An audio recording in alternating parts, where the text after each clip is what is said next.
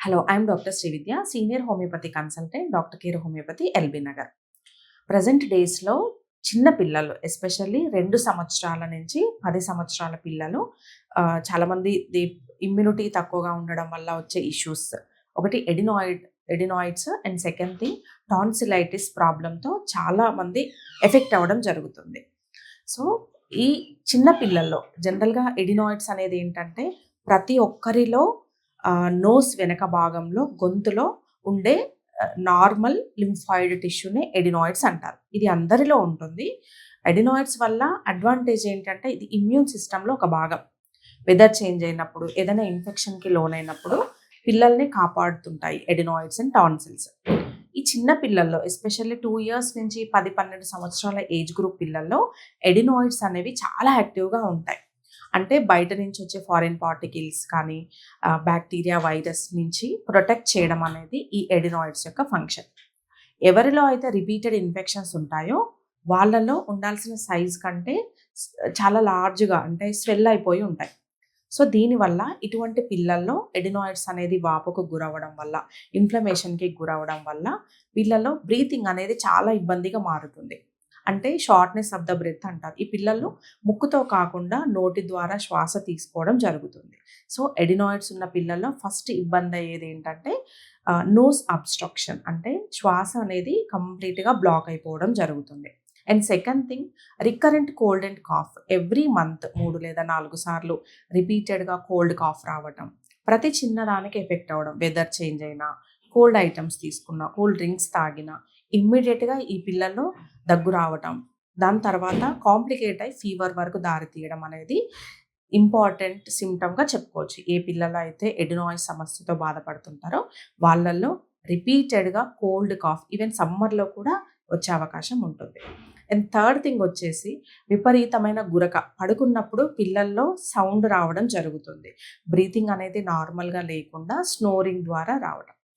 And adenoid ఫేసిస్ అంటారు. అంటే ఈ పిల్లలు సాధారణంగా చూసినప్పుడు మౌత్ అనేది కంప్లీట్‌గా ఓపెన్ అవ్వడం జరుగుతుంది. అంటే ఫోర్త్ స్టేజ్ చాలా తీవ్రంగా ఉన్న పిల్లల్లో ఎడినాయిడ్ ఫేసిస్ అనేది కాంప్లికేషన్ ఆఫ్ ద ఎడినాయిడ్స్‌గా చెప్పుకోవచ్చు.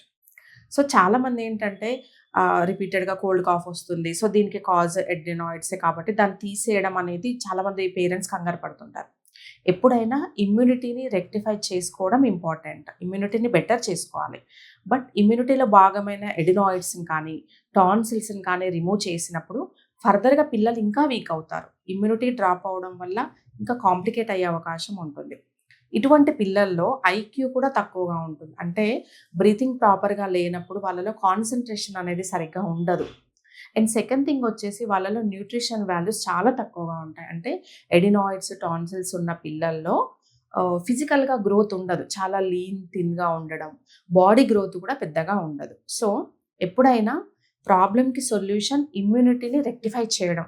సో, రూట్ కాజ్ హోమియోపతిలో ఏంటంటే మెయిన్‌గా ఇలాంటి ఇష్యూస్‌కి ఆహ్, గ్లాండ్ తీసేయడం కంటే గూడా, ఏదైతే ఇన్ఫెక్టెడ్ పార్ట్‌ని రిమూవ్ చేయడం కంటే గూడా దాన్ని తట్టుకునే శక్తి అంటే ఇమ్యూనిటీని బూస్టప్ చేయడం ద్వారా పిల్లల్లో న్యాచురల్‌గానే మెకానిజం అనేది ఇంప్రూవ్ అవ్వడం జరుగుతుంది. సో, దీని ద్వారా స్లోగా స్నోరింగ్ తగ్గుతుంది. ఇన్ఫెక్టెడ్ గ్లాండ్స్ న్యాచురల్‌గా నార్మల్‌గా వచ్చే అవకాశం ఉంటుంది. అండ్ సెకండ్ థింగ్ ఇవి క్యూర్ అయిన తర్వాత ఫిజికల్ డెవలప్‌మెంట్ కూడా పాసిబుల్ అయ్యే అవకాశం ఉంటుంది. సో, సర్జరీ అనేది బెస్ట్ ఆప్షన్ కాదు. ఎస్పెషల్లీ చిన్న పిల్లల్లో దాని ఇమ్యూనిటీ మెకానిజం ద్వారా ఇంప్రూవ్ చేసుకోవడం అనేది బెస్ట్ ఆప్షన్. మా దగ్గరికి చాలామంది పేరెంట్స్ సెకండ్ స్టేజ్‌లో ఉంది, థర్డ్ స్టేజ్‌లో ఉంది, ఇది తగ్గదు, సర్జరీ చేపించుకుంటామని చెప్తారు. రీసెంట్‌గా మా దగ్గరికి ఒక 4 ఇయర్స్ బాయ్ తనకు రిపీటెడ్‌గా నిమోనియా రావడం. బై బర్త్ నుంచి at the age of second month, third month నుంచి రిపీటెడ్‌గా నిమోనియా అటాక్ అవ్వడం.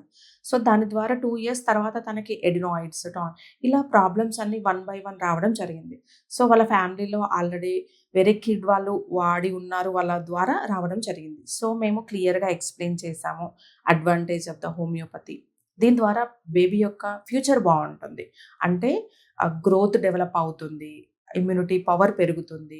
రిపీటెడ్‌గా వచ్చే ఇన్ఫెక్షన్స్ తగ్గుతాయి.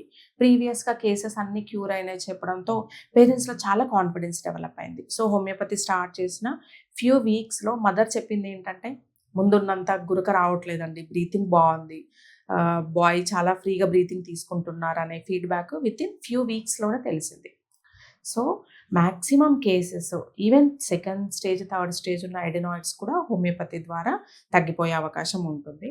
సో, ఎవరైతే చిన్న పిల్లలు 2 సంవత్సరాల నుంచి 12, 13 సంవత్సరాలు వరకు ఈ ఎడినాయిడ్స్ సమస్య, టాన్సిలైటిస్ సమస్య అనేది ఎక్కువగా ఉంటుంది. వాళ్ళలో హోమియోపతి అనేది బెస్ట్ అడ్వాంటేజ్.